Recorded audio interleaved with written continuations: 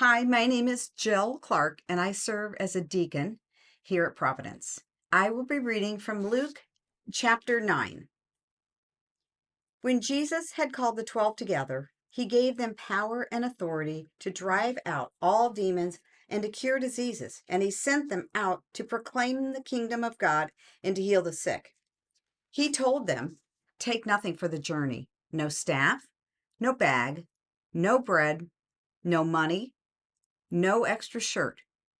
Whatever house you enter, stay there until you leave that town. If people do not welcome you, leave their town and shake the dust off your feet as a testimony against them." So they set out and went from village to village, proclaiming the good news and healing people everywhere. Now Herod, the tetrarch, heard about all that was going on, and he was perplexed because some were saying that John had been raised from the dead, others that Elijah had appeared, and still others that one of the prophets of long ago had come back to life. But Herod said, "I beheaded John. Who then is this I hear such things about?" And he tried to see him. When the apostles returned, they reported to Jesus what they had done. Then he took them with him and withdrew by themselves to a town called Bethsaida. But the crowds learned about it and followed him. He welcomed them and spoke to them about the kingdom of God and healed those who needed healing. Late in the afternoon, the 12 came to him and said, "Send the crowds away so that they can go to the surrounding villages and countryside and find food and lodging, because we are in a remote place here." He replied, "You give them something to eat." And they answered, "We have only 5 loaves of bread and 2 fish, unless we go and buy food for all this crowd." About 5,000 men were there. But he said to his disciples, "Have them sit down in groups of about 50 each." The disciples did so, and everyone sat down, taking the 5 loaves and the 2 fish, and looking up to heaven, he gave thanks and broke them. Then he gave them to the disciples to distribute to the people. They all ate and were satisfied. And the disciples picked up 12 basketfuls of broken pieces that were left over. Once, when Jesus was praying in private and his disciples were with him, he asked them, "Who do the crowds say that I am?"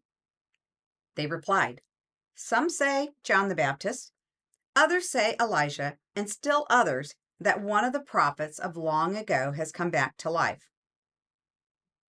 "But what about you?" he asked. "Who do you say that I am?" Peter answered, "God's Messiah." Jesus strictly warned them not to tell this to anyone, and he said, "The Son of Man must suffer many things and be rejected by the elders, the chief priests, and the teachers of the law, and he must be killed and on the 3rd day be raised to life." Then he said to them all, "Whoever wants to be my disciple must deny themselves and take up their cross daily and follow me. For whoever wants to save their life will lose it, but whoever loses their life for me will save it. What good is it for someone to gain the whole world and yet lose or forfeit their very self? Whoever is ashamed of me and my words, the Son of Man will be ashamed of them when he comes in his glory and in the glory of the Father and of the holy angels. Truly, I tell you, some who are standing here will not taste death before they see the kingdom of God." About 8 days after Jesus said this, he took Peter, John, and James with him, and he went up onto a mountain to pray. As he was praying, the appearance of his face changed, and his clothes became as bright as a flash of lightning.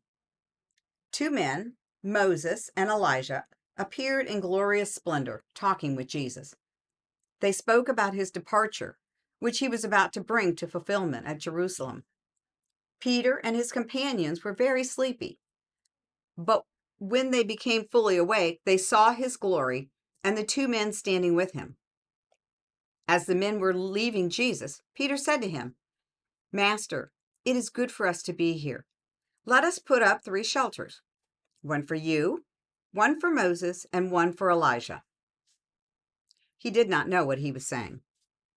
While he was speaking, a cloud appeared and covered them, and they were afraid as they entered the cloud. A voice came from the cloud saying, "This is my son whom I have chosen. Listen to him." When the voice had spoken, they found Jesus was alone. The disciples kept this to themselves and did not tell anyone at that time what they had seen. The next day, when they came down from the mountain, a large crowd met them. A man in the crowd called out, "Teacher, I beg you to look at my son, for he is my only child.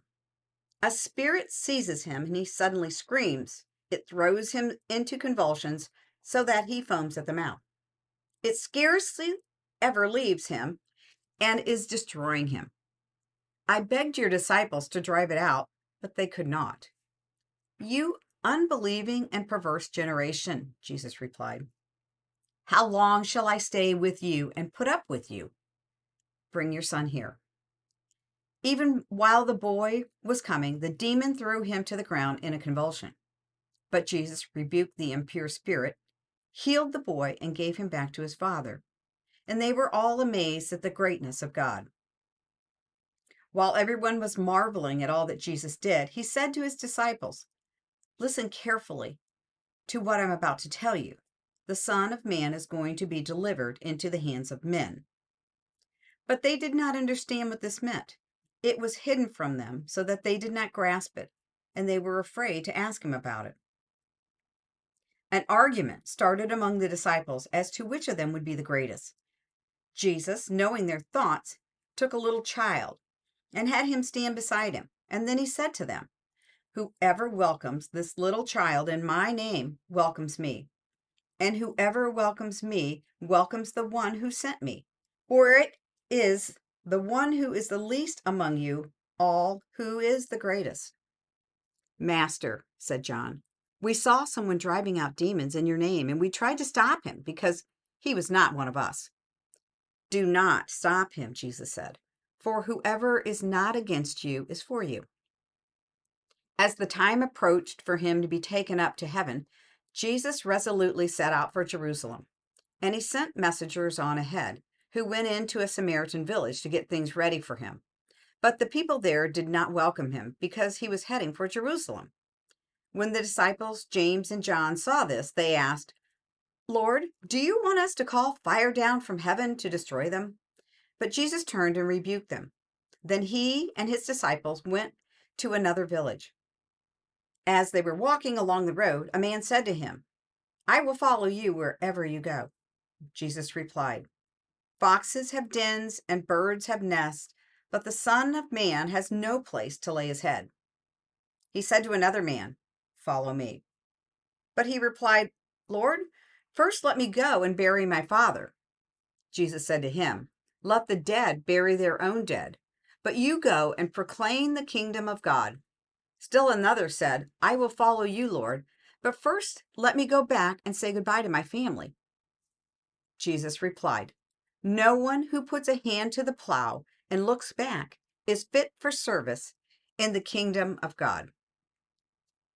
This completes the reading of chapter 9. Thank you for joining in our daily December devotional. Tune in tomorrow for more of the Gospel of Luke. Have a blessed day.